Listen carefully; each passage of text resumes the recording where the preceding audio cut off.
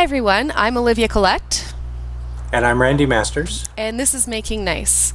And for this segment, we're going to be taking on a subject that's a little bit heavy, which was the murders in Oslo, Norway. But before we say anything, first of all, my heart really goes out to everyone in Norway um, who's grieving right now. In this incredibly difficult time. It's so difficult not only to deal with the grief of losing somebody, but over something that seems otherwise senseless. It makes it all the more difficult, and my heart goes out to everyone right now. Yes, the same. Just as a human being, the scale of the human tragedy is enormous and saddening. As a parent of two teenagers, frightening. Yes. Yeah, yeah, and you know, I mean, it's one of those things. It really is purely senseless, and I think what we have to remember when these things happen is that the people doing these things have serious mental issues. They have serious psychological issues, and that's what drives them to do this. I remembered thinking the way that the media had sort of interpreted the events before they had actually found Anders Behring Breivik, before they actually realized that he was the one responsible for these crimes. The media had already assumed that jihadists had attacked the government building in Oslo, as well as the youth camp. And a similar thing happened when Yes. Congresswoman Gabrielle Giffords, when she was an unfortunate victim, ended up being a mass murder in one occasion. Many people jumped to conclusions then as well, and not only did they jump to the conclusion that it must have been a right-wing crazy person that had done this, but they also went on to blame Sarah Palin for putting crosshairs on certain government or political representatives in certain areas on her website or something like that, and I think. Which I found to be over the top and malicious, and I find that the left still hasn't apologized for doing that yet. So that was over the top. Yeah, and I mean, at the time when this first happened, I think because the height of the frenzy of the Tea Party movement, I mean, it was really like at its height at the time, and because it's something that's frequently talked about in the media, I think they just assumed that obviously some person took everything too literally and decided to just start offing left-wing representatives in the U.S. Right. And while I have to wonder how responsible it is to put such violent imagery on your website when you're playing the political game, I don't really believe that was the most responsible thing for Sarah Palin to do. But she was speaking to a specific demographic in doing that, and at the end of the day, what happened was not her fault. It Right. had nothing, and it turns out that the person who did this, he's one of those people that you see on the street, babbling to themselves and saying crazy things. And I mean, I hate to use the word crazy, but he was saying really, really demented things in the courtroom transcripts. He has no political alignment whatsoever. you None. know Right. so yeah, it was irresponsible to blame Sarah Palin for that, and it was also I also feel it was irresponsible for her to put that kind of imagery on her website. But Well, then, if I but could the say, go on. for political campaigns, the language is chock full of military language. Even the word campaign itself is like a military campaign. It Mm-hmm. comes from the military usage, and I can find you DNC uses of same target maps for targeting somebody for election, but Mm-hmm. has nothing to do with the type of heinous mass murder that we saw there in Tucson. And to connect the two, I thought was really irresponsible. What we have to do is for an understanding of the motives of the shooter, Mm-hmm. and in the 24-hour news cycle that we have now, motives get speculated on much too quickly. Right, and not always by reliable news sources, of course. Right, What is a reliable news source nowadays? But right. when it comes to what happened in Oslo, the same kind of irresponsibility occurred. I mean, people, the right wing media assumed that they were jihadists, and the left wing media, they didn't necessarily disagree. Hmm. I mean, everyone's sort of guilty of speculating the wrong thing, and just the Oklahoma bombings, it ended up being a domestic thing, you Right. know.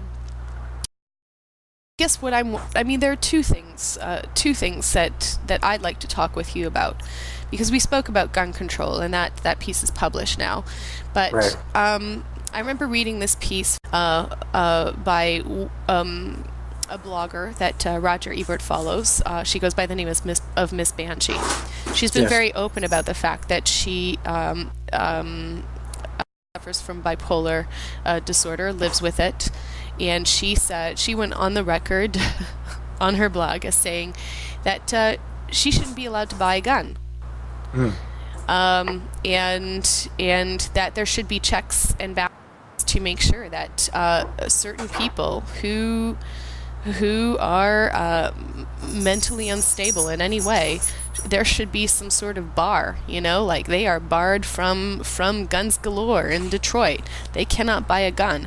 This Jared, how do you pronounce his last name? Jared Jared Lochner, Loughner. Lochner. Yes. Uh, he was not diagnosed. He slipped through the cracks. No one realized the extent of his illness, and I'm assuming the same goes for this Anders Bering Breivik fellow, that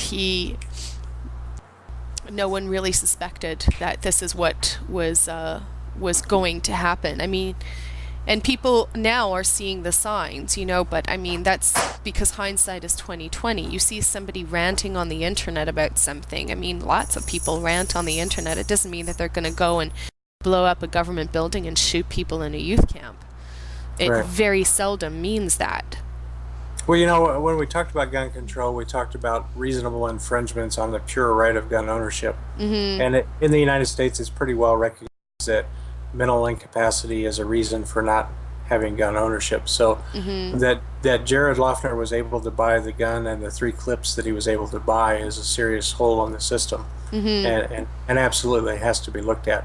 And I think we have to distinguish in these cases. I'm seeing Breivik described as insane on the internet, and I don't think it's an apt description. I think he very lucidly carried out an evil act, and I do want to say it's an evil act, and I do want to say, as he's being labeled in the media as a Christian conservative, as a Christian conservative myself, I do want to be clearly condemning the act that he committed.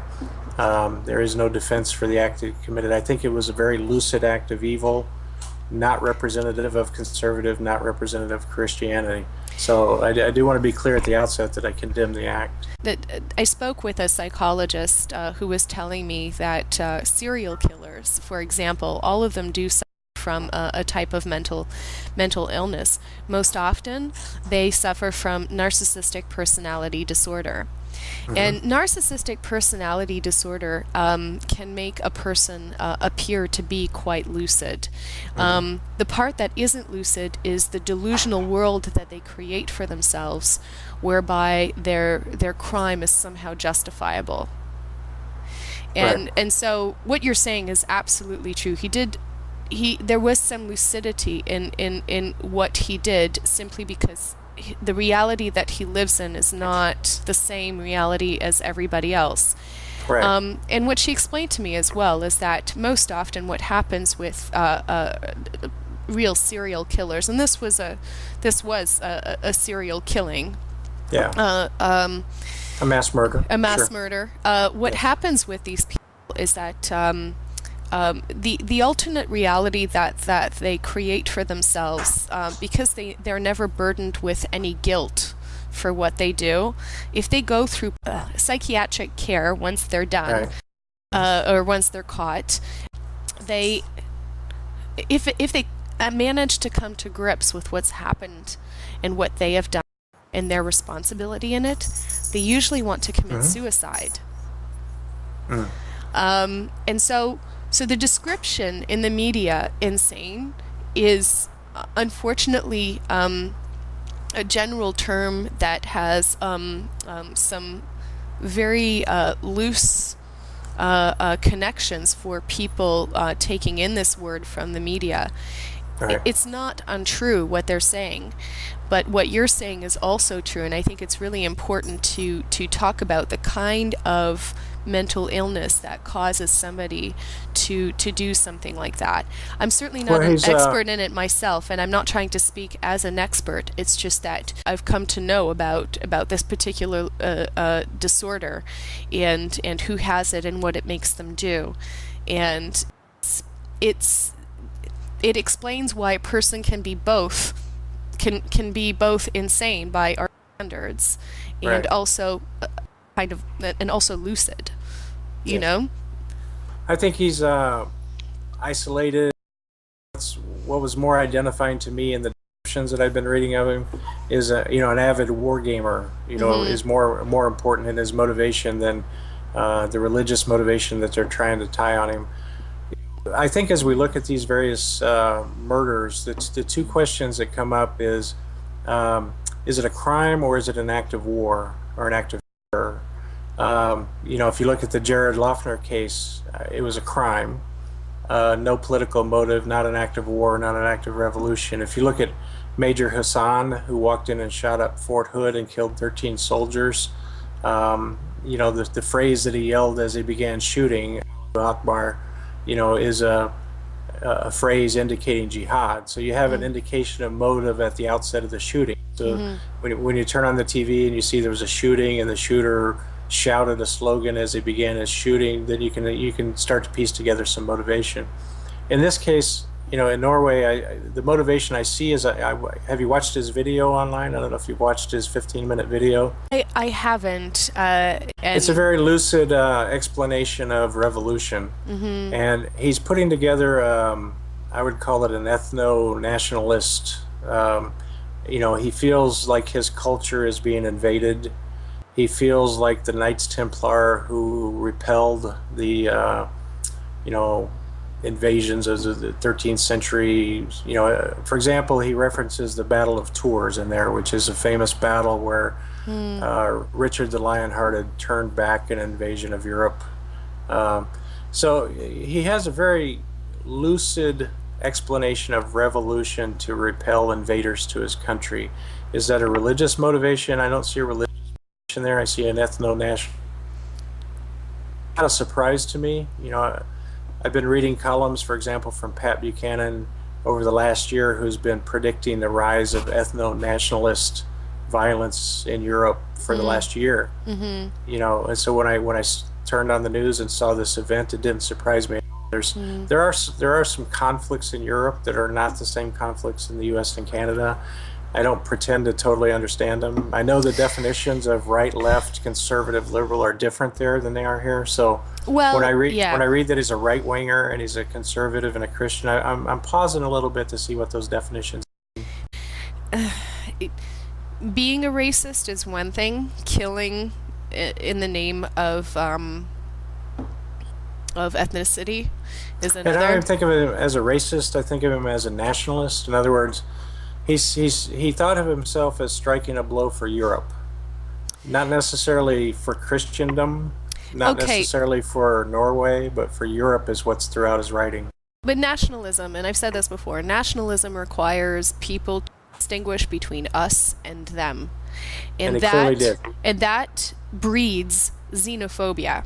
Xenophobia is what causes racism, and so calling him a racist, I don't think is really far fetched.